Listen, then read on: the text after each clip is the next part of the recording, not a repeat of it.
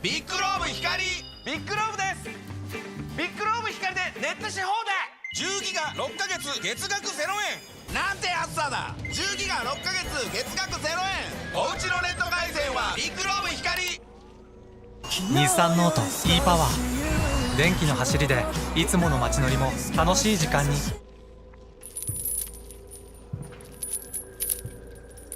Looks like Sleeping Beauty finally woke up. Welcome back to the world of the living, my dear hero.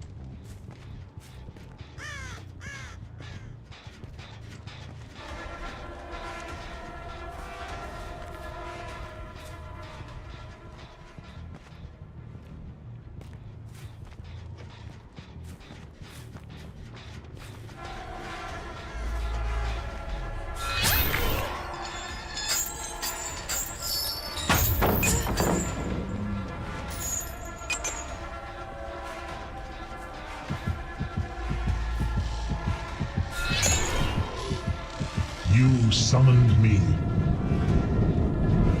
I came.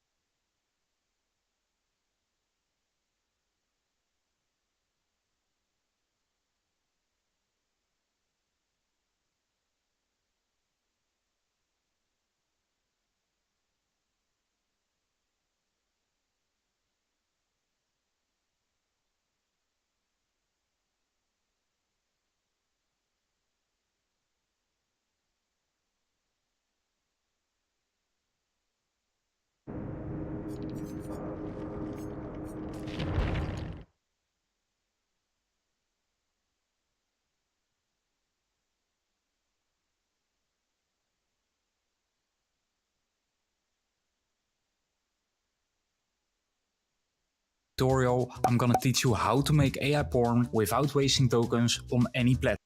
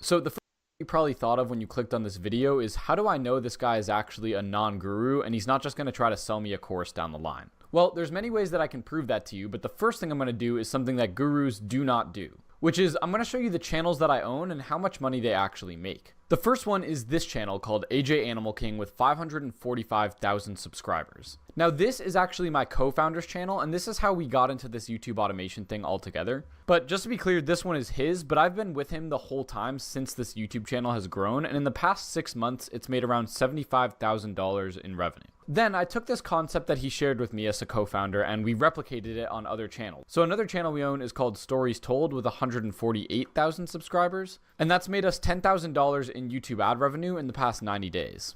And recently we got a similar channel monetized called Loving Creatures, and that's made around $3,000 in the past month.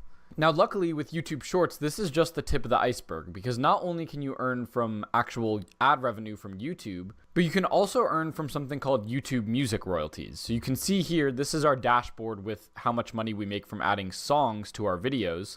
And just from the start of January, we've made an extra $20,000 from playing this music on our videos. So that alone should already separate me from a lot of the gurus you see who just hide their channels, don't show their dashboard, don't show how much they're making with it, and aren't transparent with you guys. And that made us $10,000 in YouTube ad revenue. I took this concept that he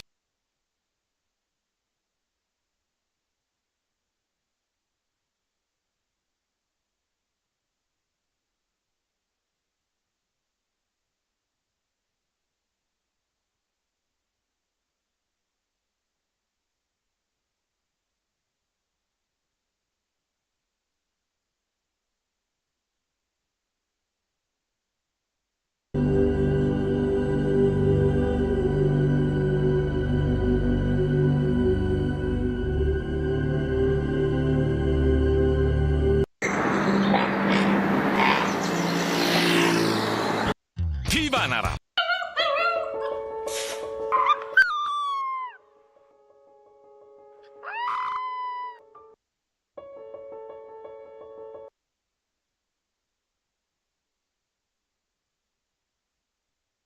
shared with me as a co-founder, and we replicated it on other channels. So another channel we own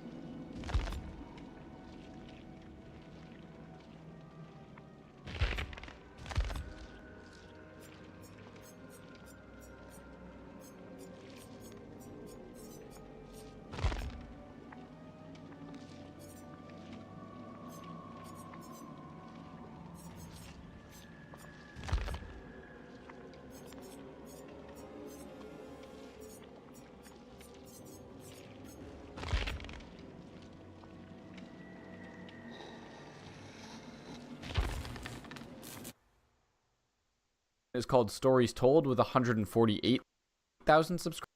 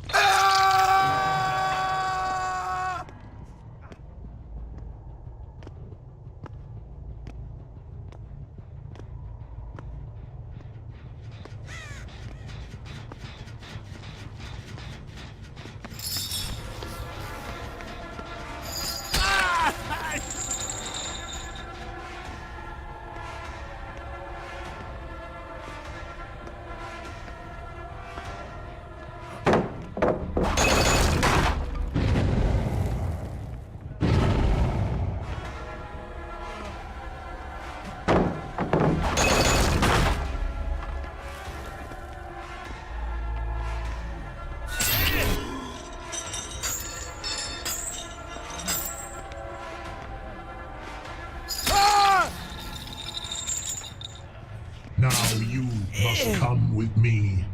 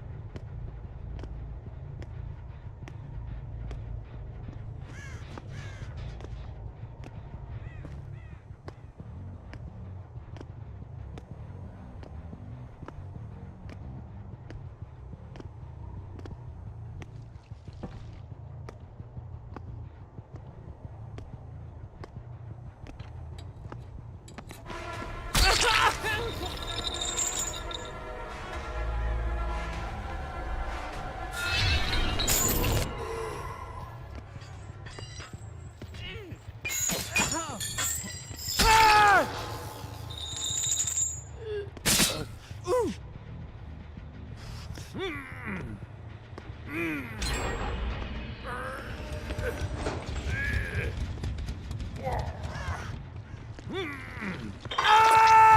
must be going now.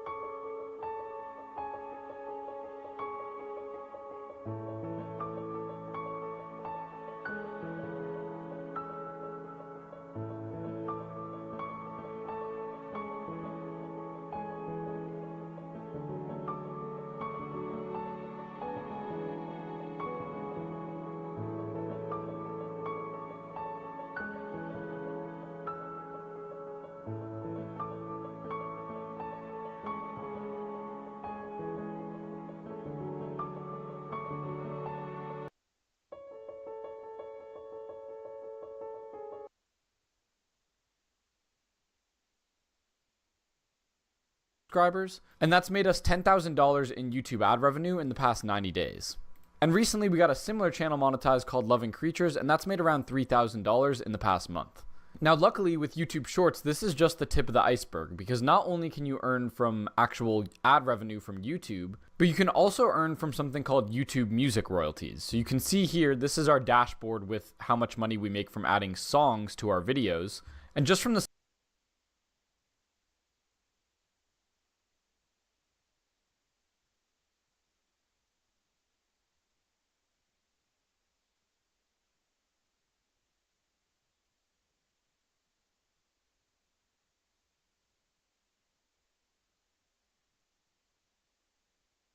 start of January, we've made an extra $20,000 from playing this music on our videos. So that alone should already separate me from a lot of the gurus you see who just hide their channels, don't show their dashboard, don't show how much they're making with it, and aren't transparent with you guys, and then try to sell you a course. And yes, I have a YouTube play button too, but I don't use it to try to sell courses to people. But the second piece of evidence you should look at is the history of my channel. Okay, so if you sort my videos by oldest, you can see the first video I have on here is my net worth as a 20-year-old college student. So that's really my mission, being fully transparent and changing the make money online space in that way. My third video on this channel popped off and got 400,000 views explaining how to make money with YouTube Shorts automation, but this one was just a 12-minute video, so I want to do a much more in-depth exploration.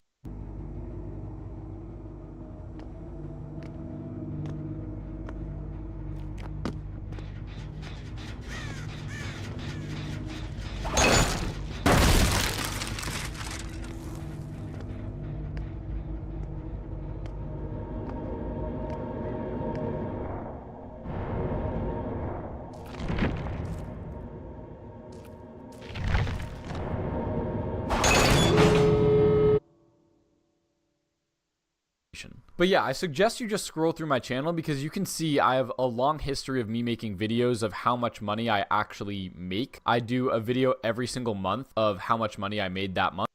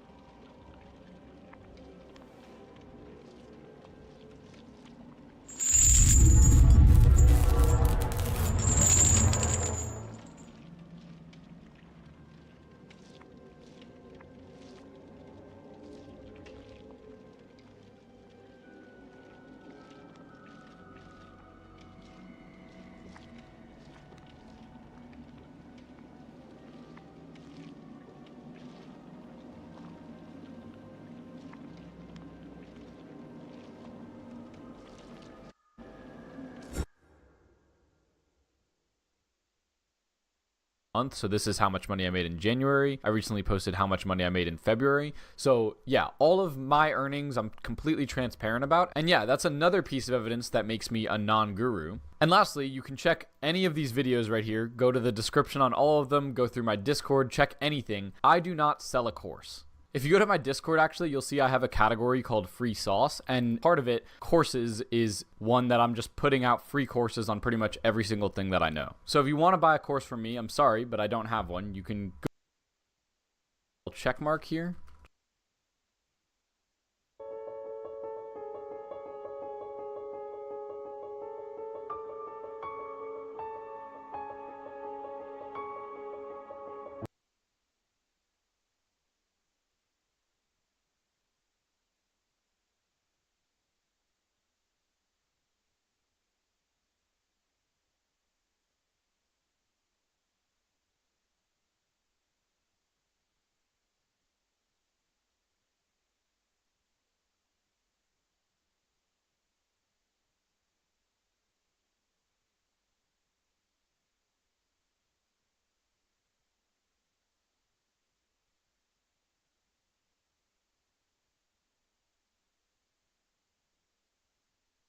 Check mark. Boom. Let's get into how to actually make viral YouTube shorts and make money from it. Am I the richest person doing YouTube shorts automation? Probably not. Am I the most experienced? Probably not. But you can see my earnings here, and you can see I've made at least a decent amount of money off of it in the past 90 days. And I know a lot of you are just starting out, so even this should be pretty helpful to you guys. But again, the core thing I'm really trying to say to you guys here is that you shouldn't watch me because I'm the richest entrepreneur. You should watch me because I'm actually transparent about all the different methods I use to make money, and so you can actually replicate those on your channel. Anyways, I have no idea how long this video is going to be. I'm going to literally go as slow as it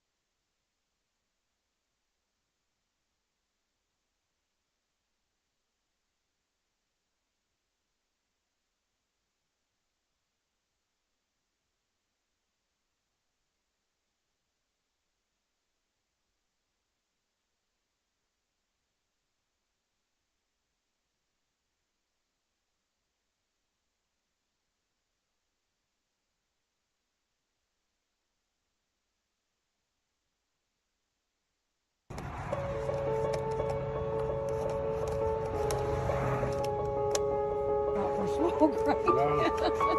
Alright. You're gonna let him go, right, Faith? You're not gonna try.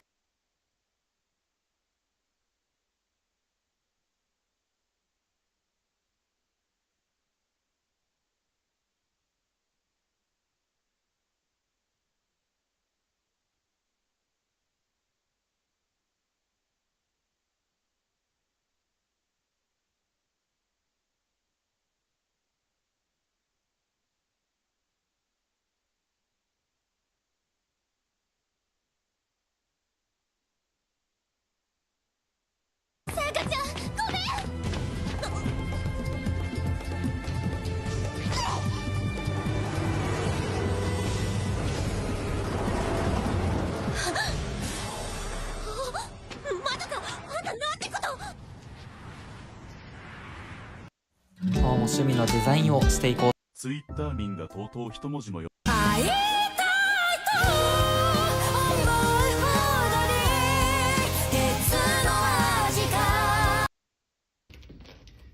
肉巻き卵の作り方。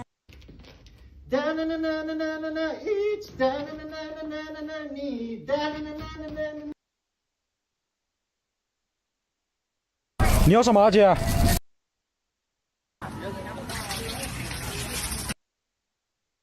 We woke up at 4 a.m. just to go to this morning market, and my wife's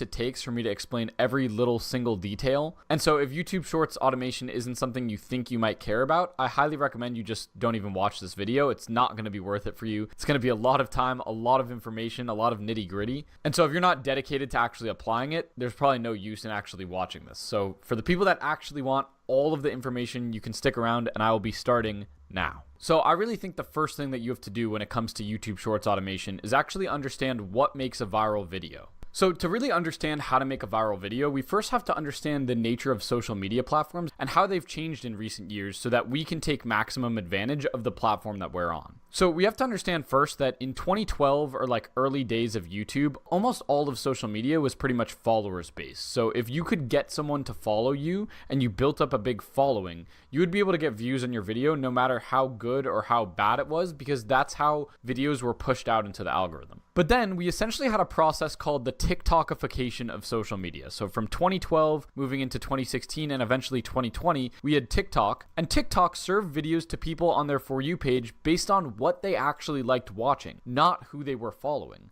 And it turns out that when you do that and you have an algorithm that's really good at understanding what the person actually interacts with rather than who they actually choose to click the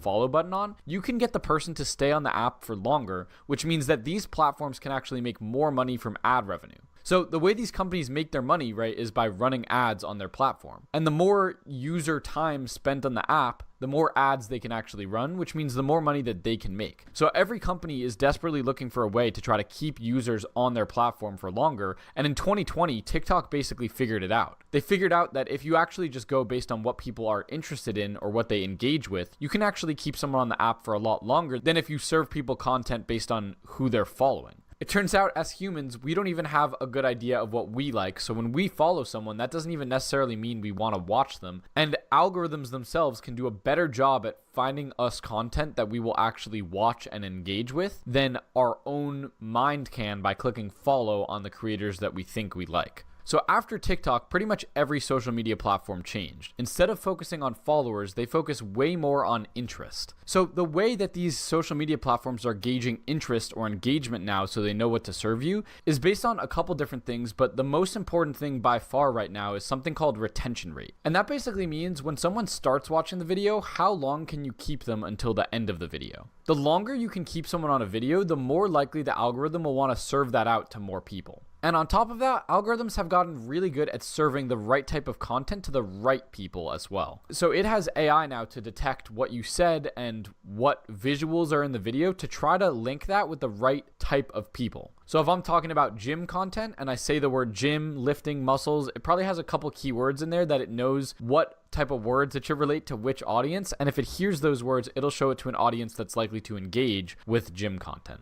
With that being said, as of March 8th, 2025, TikTok has actually released their scoring system of the way that their algorithm works. So this means that you know exactly what you should actually try to target when you make a video. So you can see it right here. You could screenshot it, but it's basically likes is 1 point, getting a comment is 2 points, getting a share is 3 points, getting a completion or having someone watch all the way until the end of the video,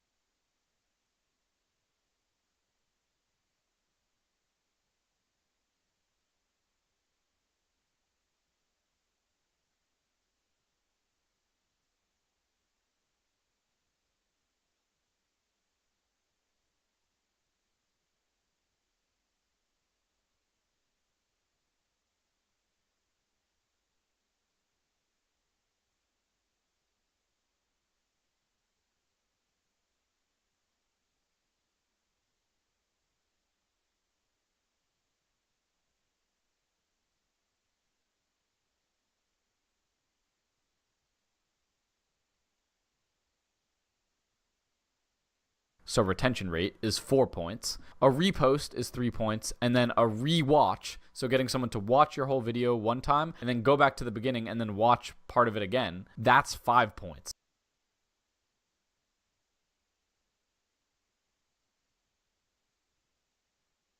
So that's the most you can get. And you can see here the things that give you the most amount of points primarily are the things that lead to the highest watch time or the highest retention rate, which makes sense because that's directly keeping the person on the app. And so really the two most important metrics are retention rate, or how long you can keep the person watching. If you can get them to rewatch, that's even better. And then you can also see from the scoring system here, shares is also pretty crucial. So a share will give you 3 points and a repost will also give you 3 points. And this also makes sense because if a video is extremely shareable, TikTok will really want to reward that because it's essentially bringing someone new onto the app. So if I see a TikTok video, it's so funny that I send it to a friend, then TikTok will say, okay, now you're bringing in a friend that's going to get us more watch time, which is really good for us. So yes, you can still try to optimize for likes and comments, but again, by far, retention rate and share rate are the two most important metrics on pretty much every single social media platform right now. So the question is, when we make a video and we're trying to make a viral video, how do we optimize for retention rate and for share rate? Now, the first thing to note here is that there is no one right answer to how to optimize for these two things. And honestly, that's kind of what I like about it. It's like in math, there's only one right answer. You can only get to the answer in one specific way. But in trying to make a viral video, there's tons of different strategies that can all get you a high retention rate or that can all get you a high share rate. So don't think that there's only one way to do this. However, there are many different strategies, and in this video I'm going to share some with you, but a lot of it comes down to actually just getting in a ton of reps and seeing what actually hits with the algorithm. So before I even share all those strategies with you, I first want to show you guys like how many reps you actually have to do to get good. Now, if you guys use all the information that I have in this video, you guys should be able to progress a lot faster than me because I started without any of this and I was just posting random videos online and had no idea how to go viral at all, and it still took me a while. But if you guys listen to what I've learned, you guys should be able to skip a lot of that phase and get better a lot faster. But really, I recommend if you're at the starting place where you have no experience with social media, you actually should just make videos that you actually would enjoy making, so that way you can learn the algorithm and learn how to go viral.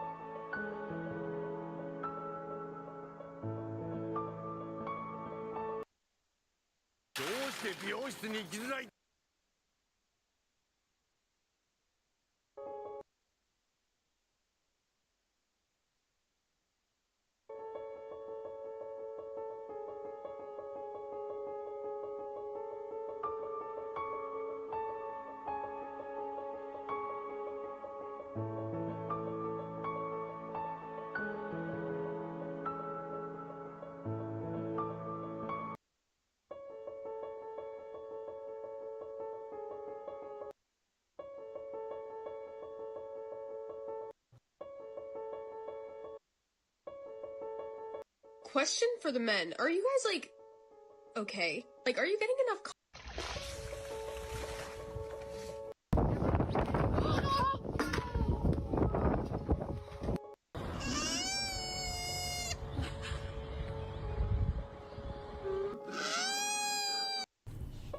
Hey, are you okay?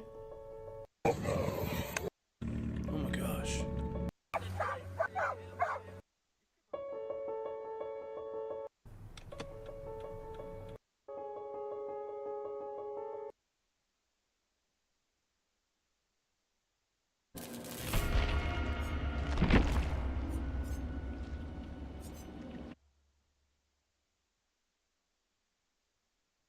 Before you actually jump into YouTube Shorts automation, which might be a niche that you don't actually care that much about. Like for me, I don't really care that much about the animal niche. So if I wasn't well positioned to know how to go viral before that, it would be a lot harder. And I probably wouldn't stick with it. So the thing that I actually did on my first social media page was I posted juggling videos. So if you don't know me, I happen to be really good at juggling for some reason. It's just very random. But yeah, I thought to myself, okay, I can use this skill to try to go viral on social media. So I'll show you guys my first post right here. This is literally no text, no nothing. Me just stepping back from the camera after clicking play, doing some juggling tricks, and then in my dark room that you can barely even see. And then at the end of the video, I finish and I literally walk to the camera and click the button stop recording. Like, that's what I actually did.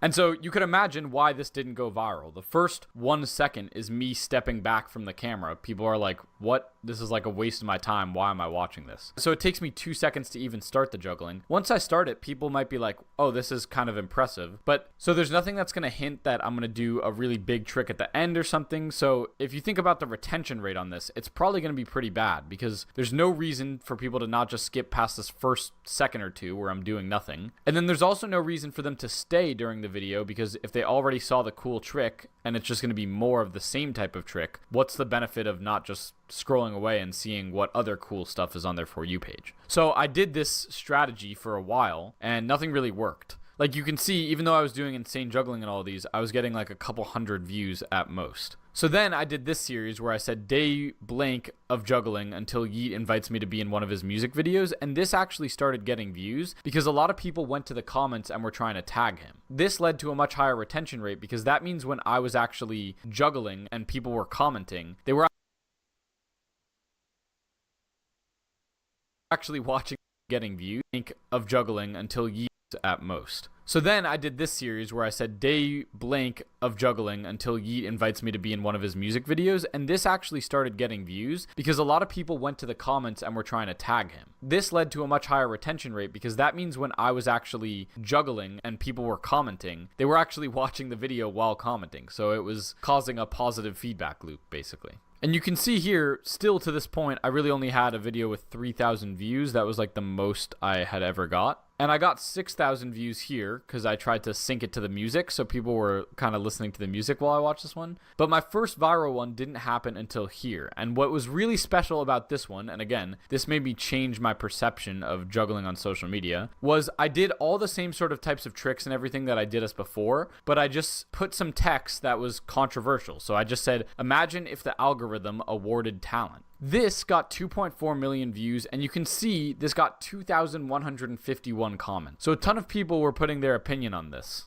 They were saying stuff like, the algo does reward talent, just talent that people actually care about. Sorry, bro. And so all of this was adding to what I was doing. And that's when I realized it's not actually necessarily what you do in your video, it's how you package your video. So take a look at this. Like, I was doing the same exact tricks in all of these, but just because I had no text, nothing that was part of the video to actually cause people to want to interact with it or watch it or give their opinion on it or share it with someone, it didn't get anywhere near as many views as this one. So from this video right here, I really started to realize, okay, there's a lot that you can do past the actual content of the video to try to increase how many views it gets. So it took me a while again to get my next viral video, but my next one that hit 200K was a 1 minute long video explaining how to juggle. And I think the main lesson to take away here is the first thing I say in this video is I'm going to teach you how to juggle in under 100 seconds. What this does is it sets up an expectation that's only going to be paid out at the end of the video. And so really this led to a decent retention rate because people who saw the hook, which said, I'm going to teach you how to juggle in under 100 seconds, caused people to be like, okay, I want to learn. So all I have to do is watch. And they weren't really able to stop watching until the 100 seconds were up because that was the expectation that they were sticking around for. So if I got them to stick around for that hook that said, here's how to juggle in 100 seconds,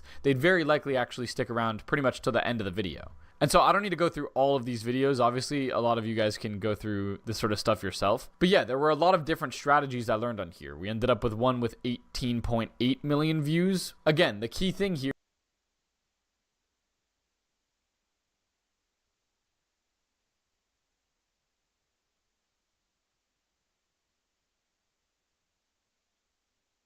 Are you ready to learn a new cool juggling trick? Well, this is called the Factory, and I'm going to show you how to do it right now.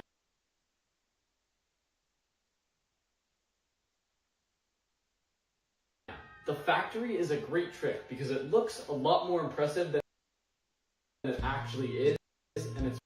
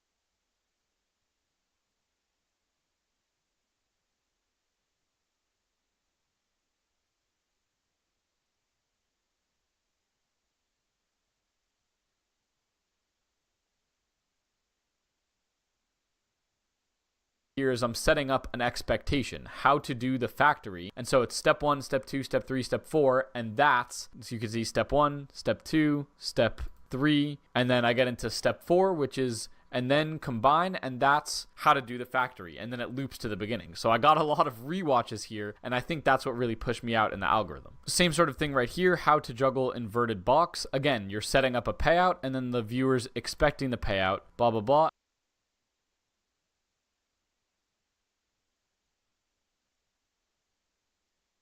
And then the payout is eventually given at the very end, where I show them how I actually did it. So yeah, in terms of getting a higher retention rate, that's essentially the most basic form of getting higher retention.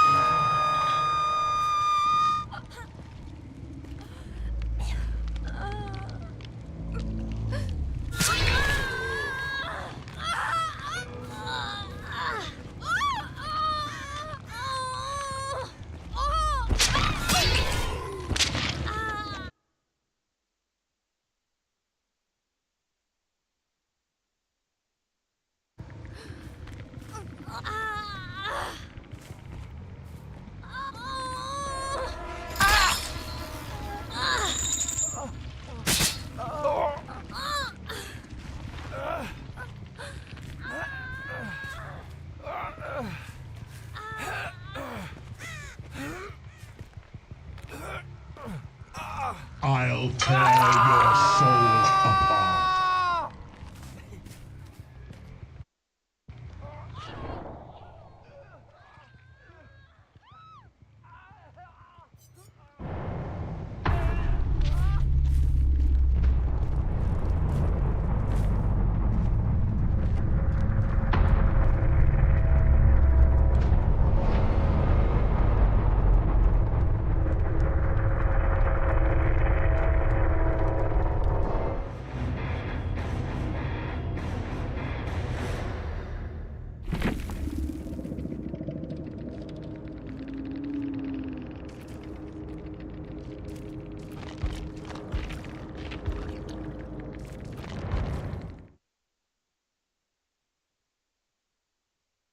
Can you follow the red ball? Can you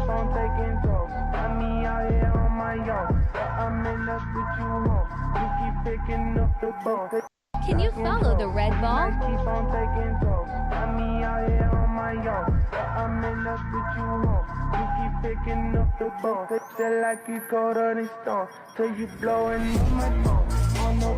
Baby, I just lost control. These nights keep on taking toll. Find me out here on my own.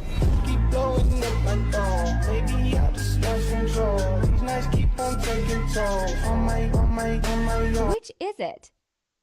Can you follow the red ball? I'm going to teach you how to juggle 3 balls in under a minute. Start with 1 ball and start by throwing it at head height back and forth. Once you get used to that, throw in a clap, and that's going to represent the time you need when you're juggling more balls. Then move on to 2, and it's very instinctual to throw one and throw the other one across, but don't do that. Instead, go right, left, catch, catch. Throw, throw, catch, catch. So you're throwing the first ball to the corner. When it hits it, you throw the second ball. So try starting with your dominant hand, and then switch to your non-dominant hand. Get good on both sides, throw, throw, catch, catch. And then you're ready to move on to 3. Now 3 starts the exact same. Throw, throw, catch, catch. But now, before that second ball lands, you'll throw the third ball. So 1, 2, 3, stop. Practice that a bunch until that gets really good, and then try to go for a run of 6. 1, 2, 3, 4, 5, 6. Now you're a qualified juggler, and if you want to keep going, you can keep going. 1, 2, 3. Smash, then pass. Fuck, niggas always tryna take my shit. How you gon' feel when I go take it out, bitch? Nigga, I don't mean it out shit. Bitches these days are so sensitive. Niggas always tryna take my shit. How you gon' feel when I go take it out, bitch? Nigga, I don't mean it out shit. Bitches these days are so smash, then pass. Fuck, nigga.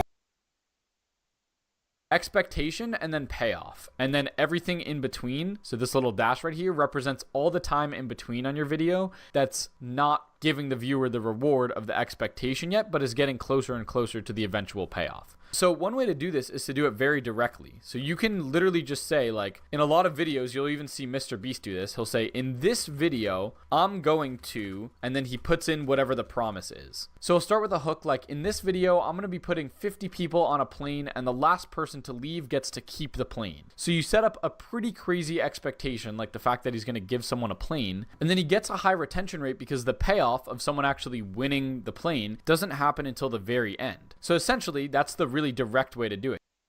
You say, in this video, I'm going to, and then you make a promise to the viewer, and then you wait until the payoff comes, and in the payoff, you just deliver on that promise, but even more importantly, you exceed the promise. So I know it's kind of weird to think of it that way, but even this video that you clicked on right now, which is Non-Guru YouTube Shorts Automation Course, all of the different packaging in this video set an expectation, and I was thinking about that when I came up with the title and the thumbnail for this video. Essentially, when I set up this expectation, the first thing I realized is, okay, I need to confirm the expectation in the first couple seconds of the video so people know for sure I wasn't lying to them. Literally 1 second of this video, I call out what people are probably thinking. I'm saying, you probably think, why should I trust this guy over any other guru online, and what makes this guy a non-guru? And then I instantly address that expectation that I set up and reinforce the expectation that I set up by actually showing you guys my analytics and everything like that. Then once I gave that level of trust, I still obviously need to give you guys the payoff, which is the promise I made in this video, which is you're going to get a full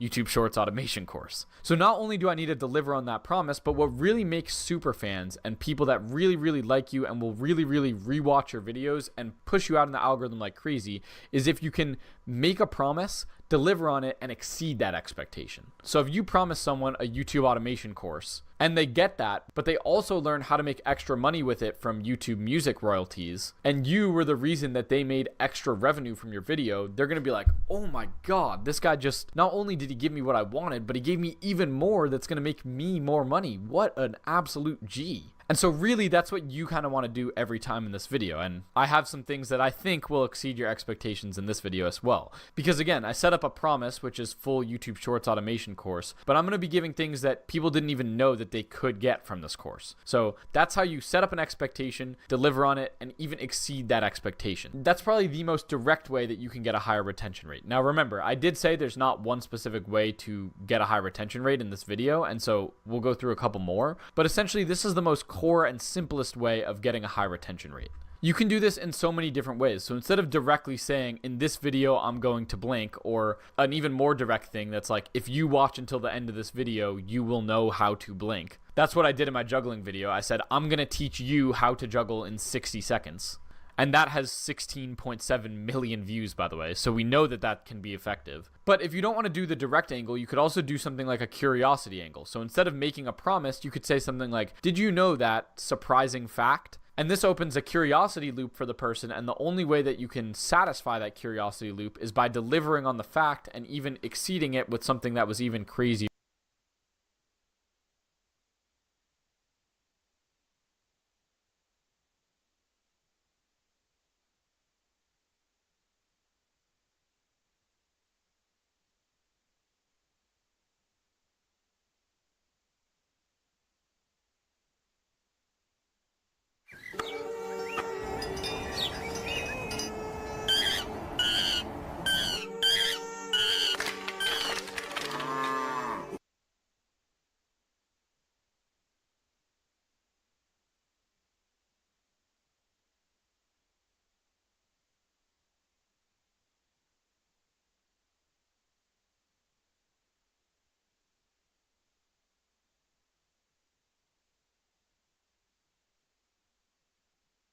Or funnier. Again, this is a little more direct way, but I like to do sometimes what I call an implied hook. So it's a little hard for me to give a template for an implied hook because it depends a lot on like the niche that implied hook. So it's a little hard for me to give a template for an implied hook because it depends a lot on like the niche that you're in. But I do want to give you guys an example of an implied hook from one of my pretty viral videos of me talking in it. So let's take a look at this video right here. So if you take a ball and you throw it from hand to hand like this, you're probably going to think to yourself, oh, well, what if I throw it up and cross and uncross my hands? And this will seem a little unnatural at first, but you'll start to get used to it. And then you'll think, well, what if I just get a second ball and then do that same sort. Okay, so you can see here, this is what's called an implied hook, because essentially what I said here in the first second is if you take a ball and throw it from hand to hand, and that naturally leads into you knowing that something else is coming. I didn't say what it is yet, I didn't ask a question, I didn't even make a promise to the viewer, but I let them know that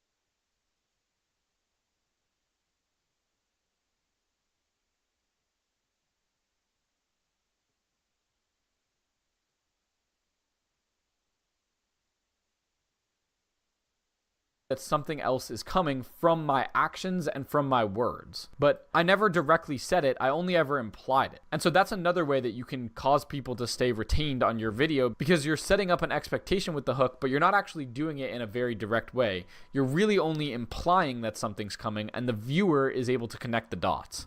And so I think doing that really effectively is pretty important, because if you can make a good implied hook, you can cause people to stay retained on the video without them even knowing why they stayed for it, essentially. So this is essentially the fundamentals of a viral video. And the other thing is, with implied hooks, you don't even need to be actually talking during your video. So there's a lot of creators that do this. I'd like to mention Cabby Lane, but you can see here that a lot of the time he doesn't even talk in his videos. All of the hooks are implied. So see, he's doing a skit, and just from the movement and the skit that he's doing, you know that something's about to come. You don't actually need him to tell you what's about to come. So this is another way of doing an implied hook that can get a lot of views. So with all that being said, we essentially have just done this part. Now the question is, how do you actually get a lot of reps in? So my thing is, you shouldn't actually worry about how much money you make at this point, because you're probably not even going to have enough views to hit the monetization thresholds on any platform. What you really should worry about is doing something that's actually sustainable, that you actually like, and that you want to improve on every video. So again, I did this personally with my juggling channel, and that hit the requirements that I needed, essentially. It was something that I liked decently, I was good at, and I wanted to figure out how to improve on it every single video. So at this point, again, I wouldn't even worry about doing the best, most viral faceless concepts or anything like that. I would actually just practice getting a lot of views and going viral, because to be honest, it's going to be pretty hard to do YouTube automation effectively unless you have a good base understanding of going viral. And I would literally practice making my own videos in a niche that I liked to try to go viral first, and then once I had enough proof that I could go viral, I might either continue with that channel, try to outsource parts of that channel, or use the skills that I actually learned of going viral to be able to replicate it in another niche.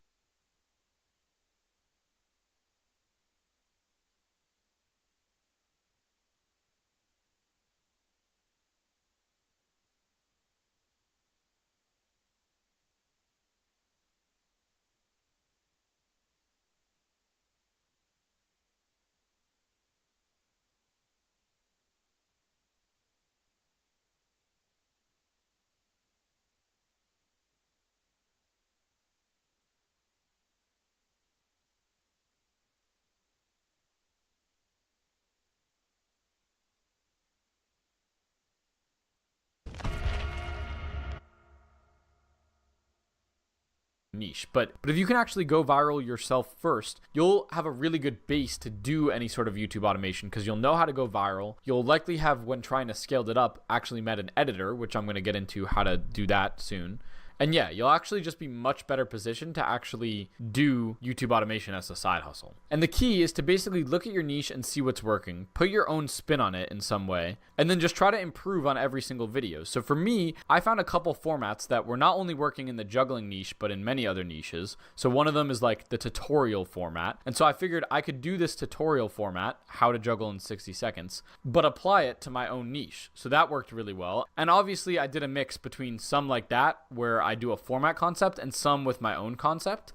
But yeah, essentially that's what you would do. So again, my biggest tip is get just a ton of reps on something that you actually like. So I'm going to cross this out, because now you know how to actually start putting in more reps. If you don't mind putting your face in it, I would literally recommend you actually record in-app. So that's what I did when I first started. I would literally just open the TikTok app, and anytime I had an idea, I would record directly in-app, and I would just pull out my phone and go, here's how to juggle 3 balls in 60 seconds, or whatever type of video I was going to do, and I would just click and even edit in-app. So that made the friction really low, and I could just bang out videos and get a ton of reps in, see what was working, and then replicate that. And so in my opinion, that's the fastest way you can get into understanding the algorithm. Literally open TikTok right now, make videos.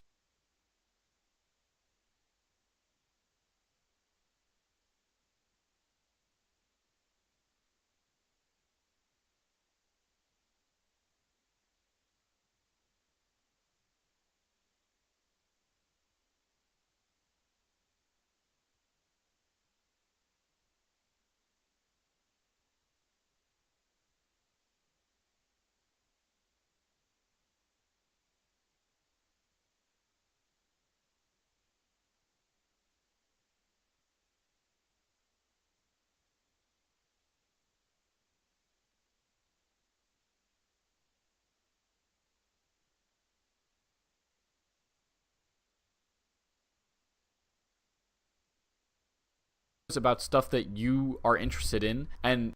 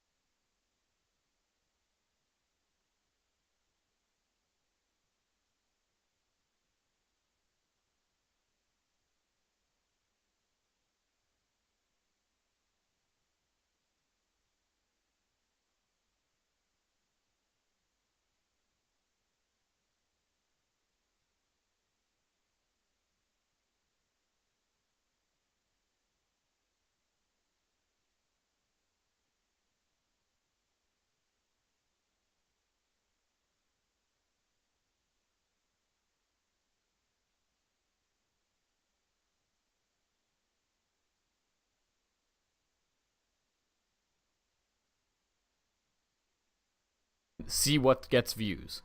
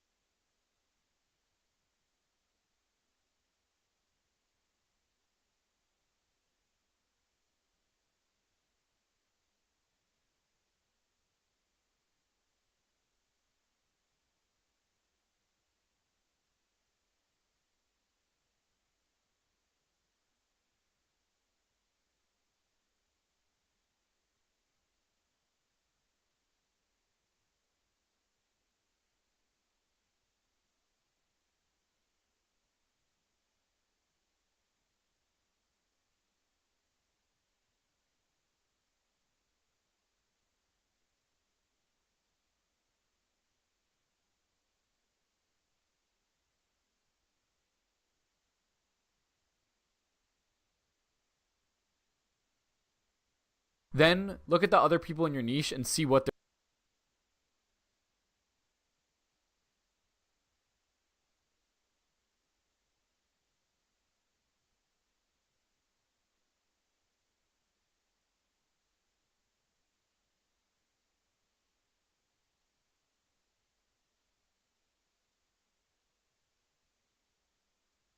they're doing and how they're causing people to stay retained on the video, and use those retention tactics, but obviously mesh it to your own voice and your own ideas. Then keep posting, and based on how the videos do, update your strategy to see how to copy those. So really at this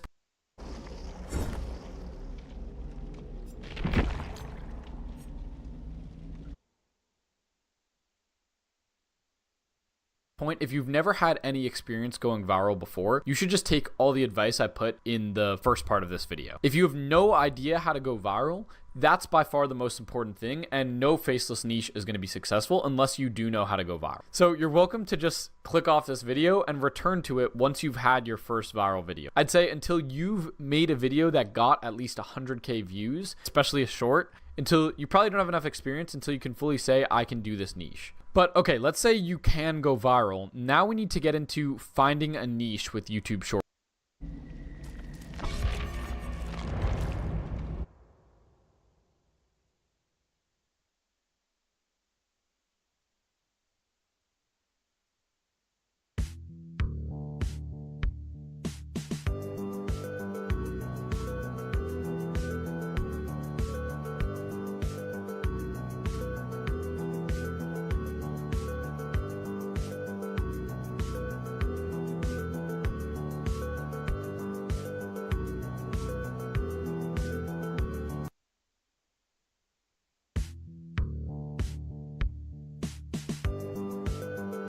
Step 1, take one ball and bring it up to the side and then drop. Up to the side and then drop. Step 2, get a second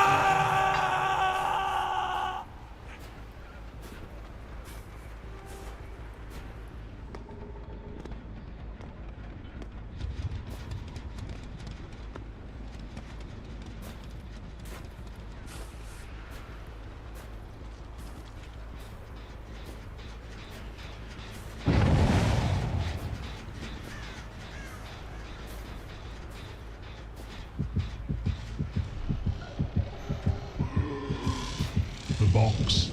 You opened it. I came.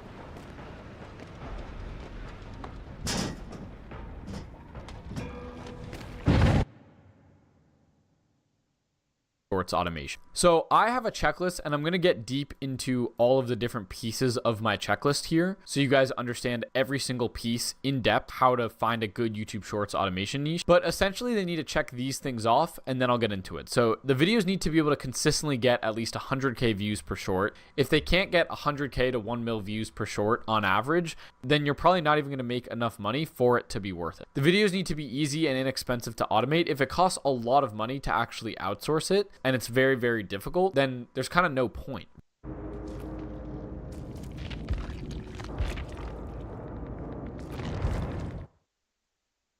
right? Like, you're not going to make back a profit, and you'll never be able to scale past you spending your own time on it, which kind of defeats the whole purpose. But even though you need to find a way to make the videos easy and inexpensive to make, you also need to have a barrier to entry. So the problem is, if you go into a niche that literally everyone and their mom is doing, and your video isn't better than theirs, then there's no way for you to actually improve on the concept, and there's no reason that the guy who's been doing this for 5 years and already has 2 million followers and knows the strategy like the back of his hand isn't going to get more views than you are. So you essentially need to find something where it's good, it's already working, but you see a potential to improve it, and there's a barrier to entry. There's a reason that not anyone can do this. Some examples of barriers to entry are stuff like knowledge. Like, if you have very specific knowledge in a place that other people do not have, you'll be able to enter that space and other people won't be able to compete as well.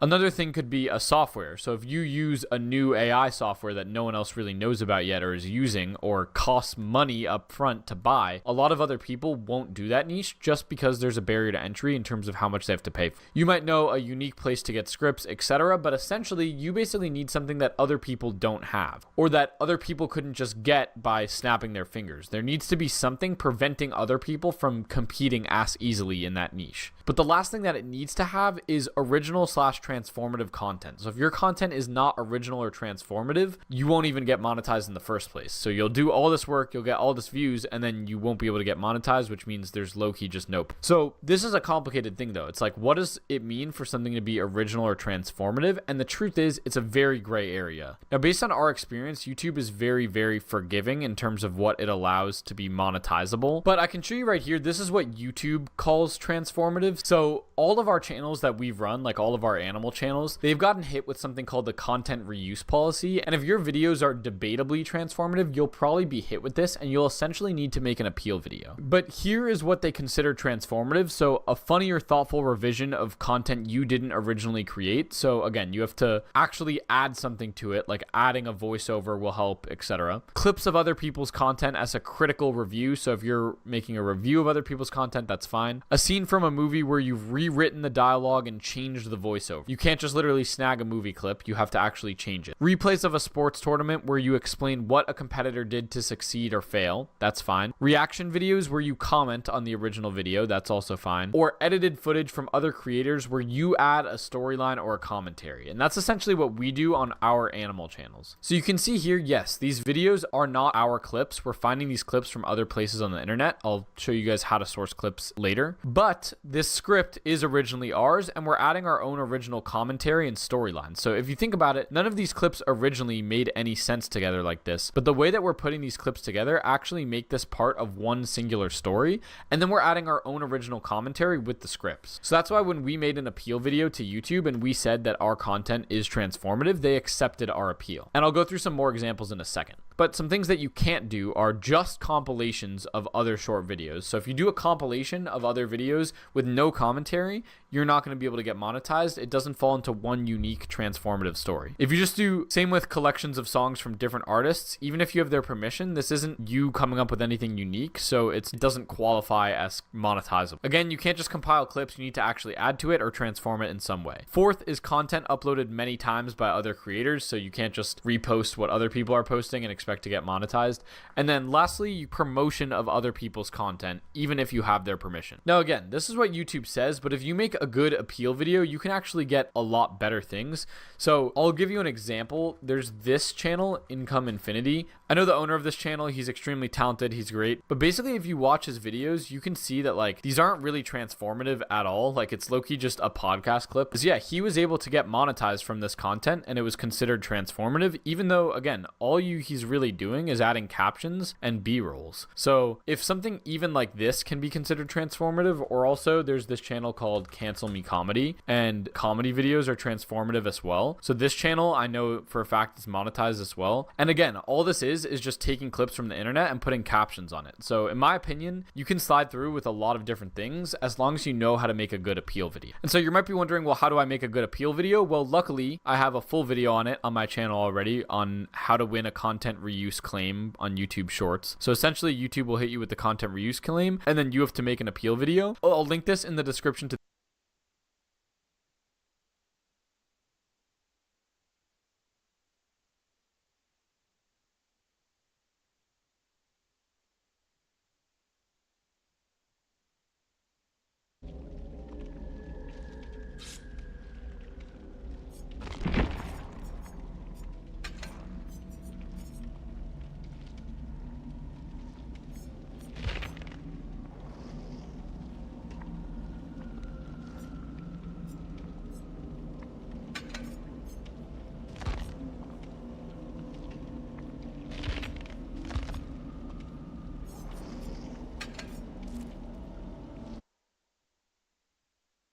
this video and you can go to it. And not only do I explain how to go through and make an appeal video if YouTube does hit you with content reuse, but I also show the exact appeal video that we made. So you can kind of just use it as a template and use it to make your own appeal video. So yeah, that's explaining how to make original / transformative content. That should make complete sense now. And again, you are always taking a little bit of a risk because you never know for sure whether YouTube will consider it transformative or not. So if you want to, it's better to stay on the safe side. But again, I showed you examples of channels that are monetized, so that should give you a better idea. Back to the checklist, let me make sure I explain all of this so it makes sense. Videos can consistently get over 100k views per short. That should obviously make sense. Videos are easy and inexpensive to automate. So I wanted to touch on this a little bit more. Essentially, if you are trying to make a YouTube Shorts automation channel, the whole idea is that you want to eventually outsource all of the things that go into making that video. So let's say your video has a script, has editing, has a voiceover, and has all of these things. You want to make your videos in a way that makes this as cheap as humanly possible.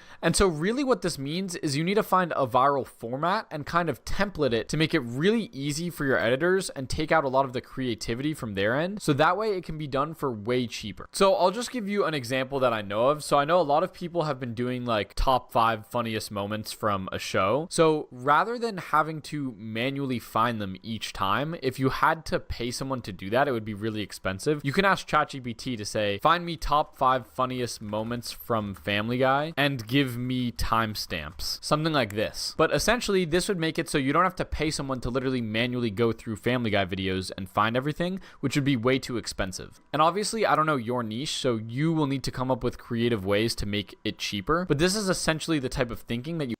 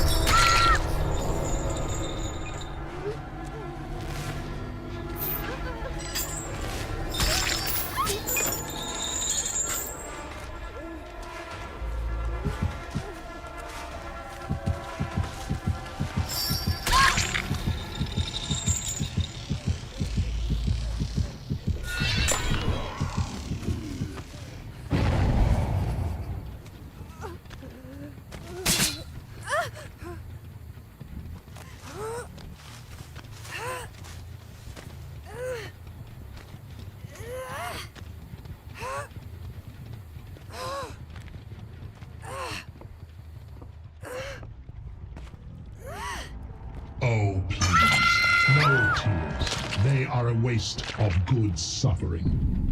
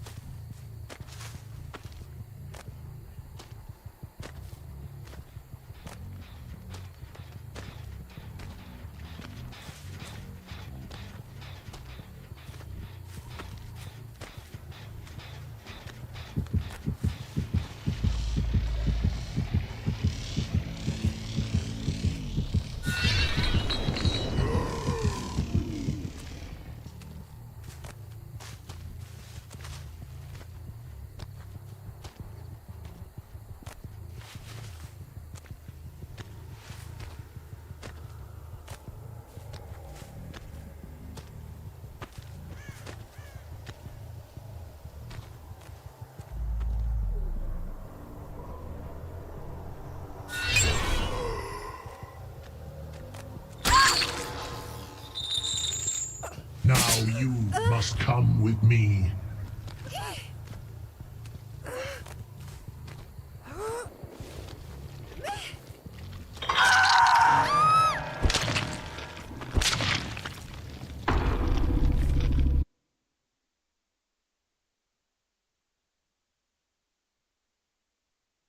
You have to have. You can't expect a really creative new original video with an original script every single time and for you to be able to pay to outsource that and it be cheap enough. It's going to be too expensive to automate most likely, and it'll be hard for you to actually turn a profit if it's very hard to make the videos. Another example might be if you're telling someone to clip podcast clips for you, instead of giving them a podcast and telling them to go through and find the absolute best moments, you can actually make it cheaper by giving them a already highlighted thing. So top 100 Joe Rogan moments. I could just look this up on YouTube. And right here, I have 1 hour of the craziest conspiracies from Joe Rogan, which means that this video is already clipped into the most viral moments, and then I could just have my editor make this into shorts. So boom, those are two examples of how to make the videos easier and inexpensive to automate. If your video style is consistently using something that requires a lot of creativity and costs a lot of money to make, it'll be hard for you to make a profit. And then lastly, the videos need to be able to be improved and actually have a barrier to entry to. And I went through a couple examples of this, but essentially it's either knowledge, software, upfront money that other people aren't willing to spend to start on it, unique scripts, etc. Essentially something like that. So from there, here's how you find a niche. You open an incognito tab on YouTube, you go to shorts, and you just fucking scroll. So I'm gonna scroll until I find the first faceless niche. Okay, this is pretty stupid content, but actually this could work, so I'm a little curious about this. Okay, wow, 9 million subscribers. If we go to their most popular... The box. You opened it. I came.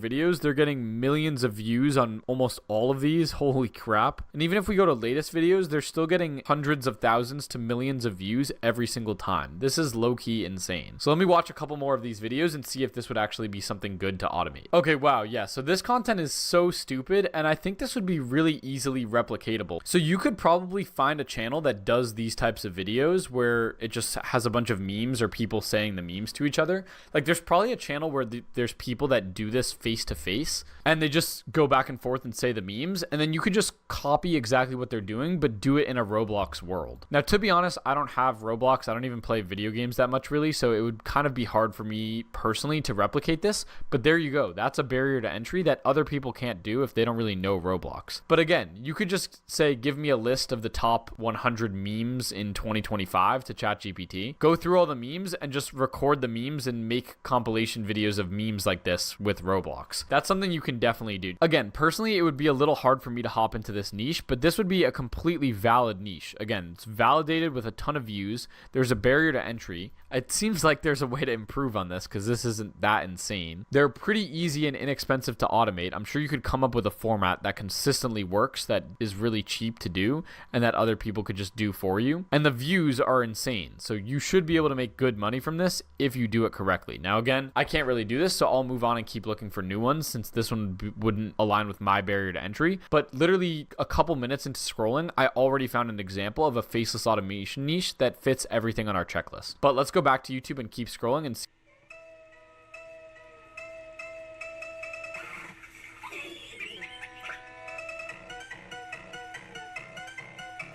Okay, that's pretty silly. That is a faceless thing. So let's take a look at this channel. Oh my god, 5.8 million subs. Okay, how many? Dude, they're getting so many views. Okay, so this, again, every time I see stuff like this, it excites me.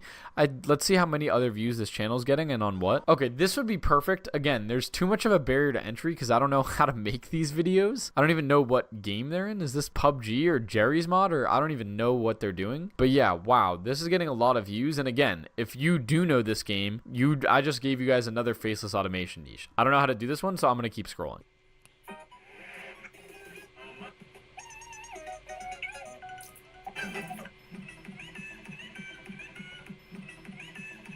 Okay, this one could work. Let's see how much this is getting. Okay, this is a niche I didn't even know would exist. The videos are getting hundreds of thousands of views every time. They seem really easy to make. This could be done with AI pretty easily, and it looks like not that many other people are tapped into this niche of, I don't even know what you call this, Spider-Man making fun of people or something, but very interesting here. I would have a better idea on how to make this because I'm familiar with some of the AI tools, but I would still have to do a bit of learning to get this. So let's see if I could find something even better. But again, we've already found a bunch of actual decent concepts. But let's keep scrolling. Okay, it's starting to serve me a bunch of videos that are just like these exact ones. So I'm going to go to a new incognito tab to update my For You page so I get different content. Now, again, it all depends on what your barrier to entry is, but I'm a little more familiar with like pop culture or Mr. Beast or whatever. So let's look at the other videos that this person makes. Okay, not good stats. So this is pretty bad, unfortunately. So this might not work, but yeah, honestly, with this little views, they only have like 4 videos over 1 mil and then only like 8 videos over 100K. So never mind, I probably wouldn't do this niche just because there's not enough proof,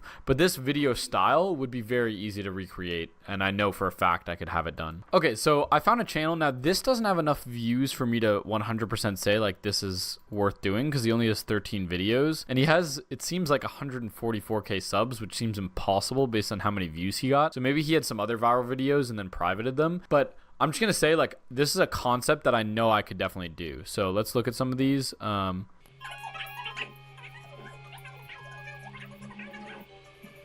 Yeah, so then he just does a compilation after, but he has the commentary at the beginning, so that would be able to be done. And yeah, this is something that, again, I think I could do, and I'll walk through how to do a video like this, since this is something that I would know how to do, I think. This is the channel that we looked at, and basically the goal is to make videos just like this to actually try to get a lot of views like this channel already has. Now here's the thing, guys, I actually haven't edited myself in a very long time, so I'm actually probably not a good person to go to in terms of how to edit these types of videos. In these videos, I know what the editors are doing, but to be honest, I wouldn't really spend the time to make the edits myself, and there's probably some things that I would have to relearn for me to get this 100%.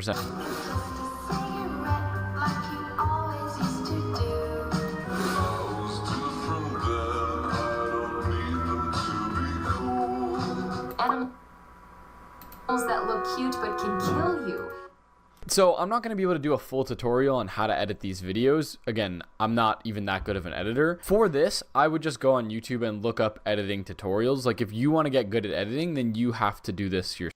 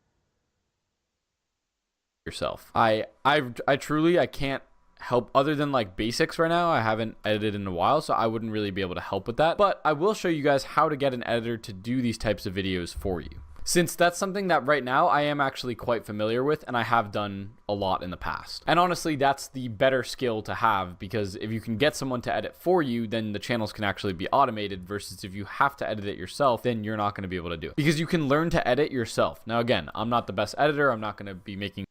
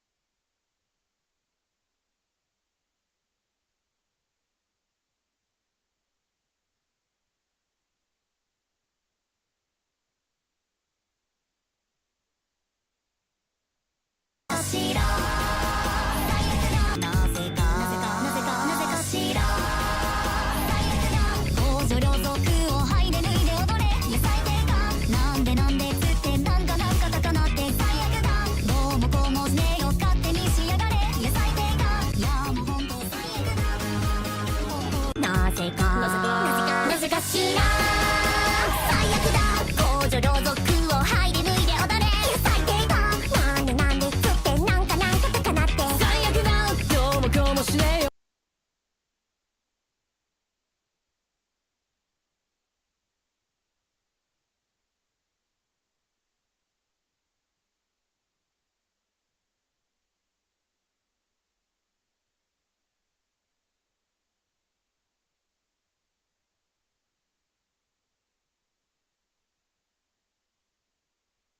Come check this.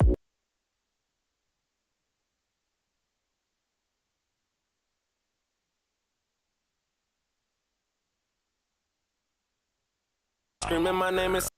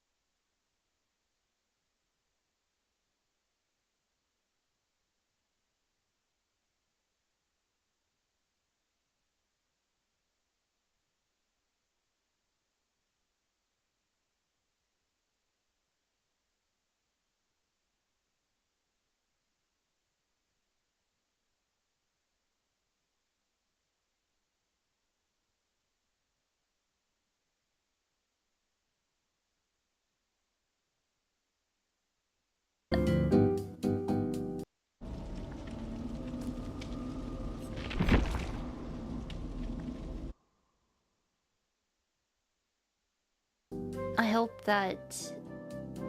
I mean, it's not just the fans, but it's also all the other members as well.